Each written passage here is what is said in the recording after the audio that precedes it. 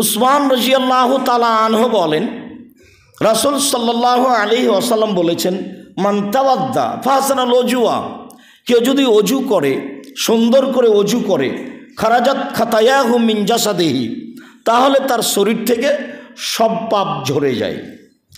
হাত্তা তাখরুজা মিন জাসাদিহি, খারাজাত খাতায়াহু হাত্তা তাখরুজা মিন জাসাদিহি, তার সব পাপ ঝরে যায়। এমনকি শরীরে যেসব তার পাপ রয়েছে, বা তাহতা মিন আদফারিহি, নখের নিচে যেসব পাপ রয়েছে, সেই পাপগুলিও ঝরে যায়। সুন্দর করে অজু করলে পাপ ঝরে যায়, এ কথা রাসূল সাল্লাল্লাহু আলাইহি ওয়াসাল্লাম বলেন। উসমান রাদিয়াল্লাহু তাআলা আনহু বলেন, রাসূল সাল্লাল্লাহু আলাইহি ওয়াসাল্লাম বলেছেন, মামিন মুসলিমিন তাহাজুরহু সালাতুন মাকতুবাতুন, যে কোনো পুরুষ নারী এমন অবস্থায় হলো যে তার নিকটে ফরজ সালাত চলে এসেছে, ফরজ সালাতের সময় হয়ে গেছে। ফাইহসুনু ওযুআহা ও রুকুআহা ওয়া খুশুআহা, এই সময় যদিও সুন্দর করে অজু করে, সুন্দর করে রুকু করে, বিনয়ের সাথে ভয় ভীতি নিয়ে সালাত আদায় করে, তাহলে রাসূল সাল্লাল্লাহু আলাইহি সাল্লাম বলছেন যে ইল্লা কাফরাতান মিনাল খাতায়া মিনাল জুনুবে মিন কাবলিহি মিনাল যুনুবে, তার অতীতের যত পাপ আছে সব ঝরে যাবে। যদি তার অজু সুন্দর হয়, যদি তা ভয় ভীতি নিয়ে হয়, যদি তা অজুর নিয়মে হয়ে থাকে, তাহলে অতীতের সব পাপ ঝরে যাবে বলে রাসূল সাল্লাল্লাহু আলাইহি সাল্লাম বলেছেন। হাদিস বুখারী মুসলিম। অন্য এক বর্ণনায় এসেছে, আবু হুরায়রা রাদিয়াল্লাহু তাআলা আনহু বলেন, রাসূল সাল্লাল্লাহু আলাইহি ওয়াসাল্লাম বলেছেন, আল উযু ইহদামু মা কানা কাবলাহু, অজু অতীতের সব পাপকে মুছে দেয়। অজু অতীতের সব পাপকে মুছে দেয়। অজু করলে সে নিষ্পাপ হয়ে যায়, যা আমরা ধারাবাহিক হাদিসে অবগত হতে পারব।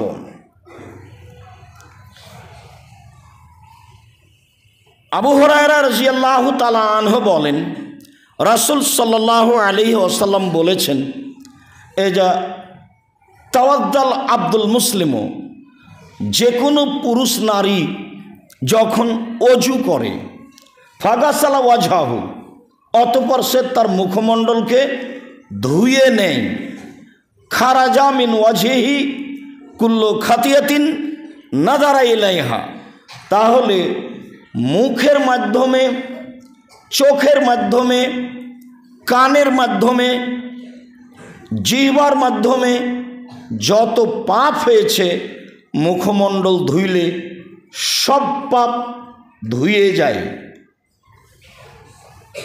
মিনাল মায়ে আও কাতরাত মিন আখিরিল মায়ে, শেষ ফোঁটাই, আর না হলে অজুর শেষে, শেষ ফোঁটাই অজুর শেষ পানির ফোঁটাই, আর না হলে অজুর শেষেই তার সব পাপ ধুয়ে যায়।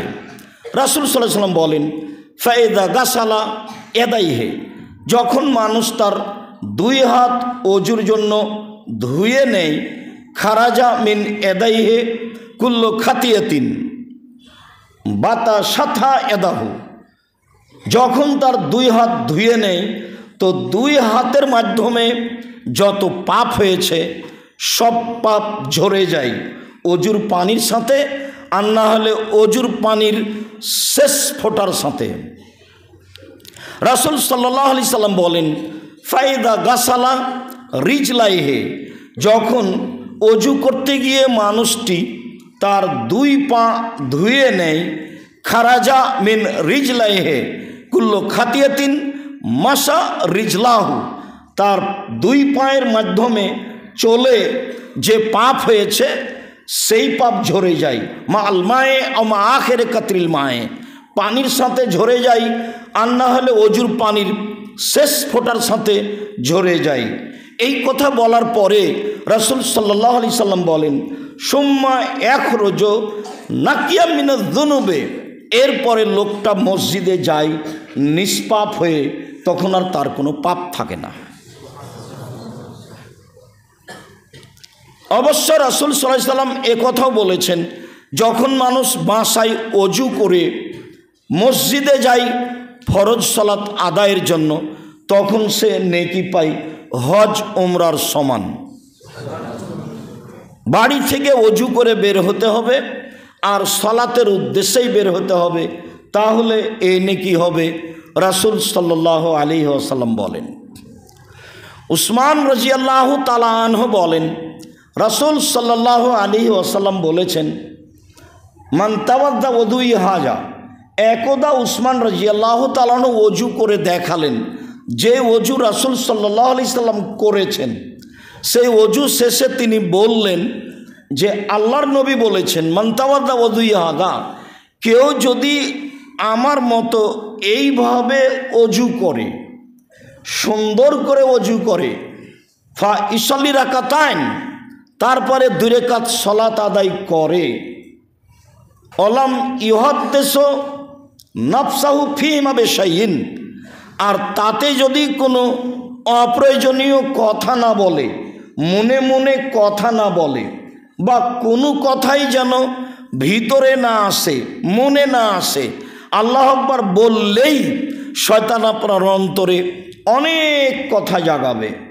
রাসূল সাল্লাল্লাহু আলাইহি সাল্লাম বলেন, কেউ যদি এইভাবে ওযু করে আর 2 রাকাত সালাত আদায় করে, 2 রাকাত সালাতে মনে মনে কথা না বলে, তাহলে গোফেরা লাহু মা তাকাদ্দামা মিন জামবিহি, তার অতীতের সব পাপ ক্ষমা। অবশ্য অত্র হাদিসে ওযুর সাথে সালাতের কথা রয়েছে, আর উপরের হাদিসগুলিতে ওযুর সাথে সালাতের কথা ছিল না, বরং এভাবেই আল্লাহ রাসূল বলেছেন যে ওযু যদি সুন্দর হয় তাহলে অতীতের সব পাপ ক্ষমা হয়ে যাবে। এই হাদিসে যে ভাষা ব্যবহার করা হয়েছে, সেই ভাষা ইসলাম গ্রহণের ব্যাপারেও বলা হয়েছে। তাতে রাসূল সাল্লাল্লাহু আলাইহি সাল্লাম বলেছেন, কোনো মানুষ যদি ইসলাম গ্রহণ করে তাহলে ইহদামু মা কানা কাবলাহু, অতীতে তার যা পাপ, যে কোনো অন্যায় থেকেছে, সব ঝরে যাবে। ঠিক অনুরূপী মানুষ যদি সুন্দর করে ওযু করে, তাহলে অতীতে যে পাপ ছিল সব পাপ ঝরে যাবে। এই কথা রাসূল সাল্লাল্লাহু আলাইহি সাল্লাম বলেন। আমরা বিষয়টি ভালোভাবে বুঝে আমল করার চেষ্টা করব ইনশাআল্লাহুল আজিজ।